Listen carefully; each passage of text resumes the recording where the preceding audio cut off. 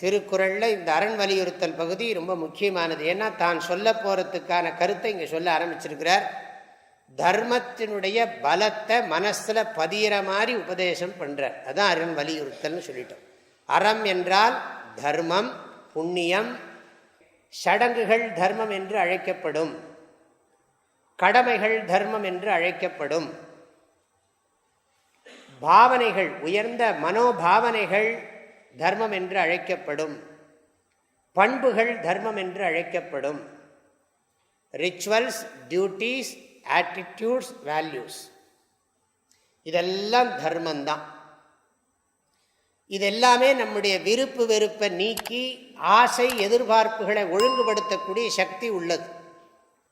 ஆக தர்மம் அத்தகைய சிறப்பு மிக்கது. சாய்ஸ் கிடையாது. தர்மம்ங்கிறது என்னன்னா சாய்ஸை நிறைய குறைக்கிற சக்தி இருக்கு.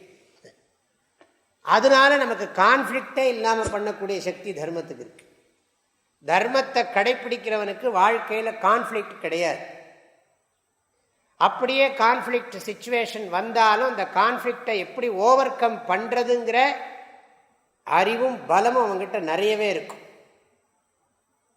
எந்த பிரச்சனைகளையும் அவனால் சமாளிக்க முடியும், எந்த மனிதர்களையும் சமாளிக்க முடியும். யாருடைய விருப்பு வெறுப்பையும் அவன் பொருட்படுத்த வேண்டிய அவசியம் இல்லை. தனி மனிதனுடைய விருப்பு வெறுப்புக்கெல்லாம் தர்மத்தில் இடம் கிடையாது.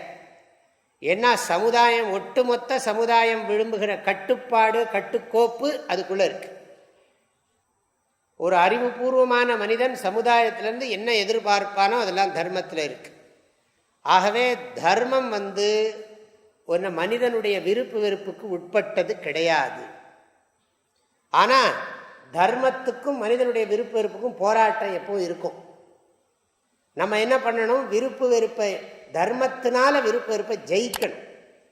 நம்மிடத்தில் இருக்கக்கூடிய விருப்பு வெறுப்புகளையே நாம் தர்மத்தை கடைபிடிக்கிறதன் மூலம்தான் வெற்றி கொள்ள முடியும். அதே மாதிரி மற்றவங்களுக்கு இருக்கக்கூடிய விருப்பு வெறுப்பையும் நம்ம வெற்றி கொள்ளணும்னு சொன்னால் தர்மத்தினால தான் முடியும்.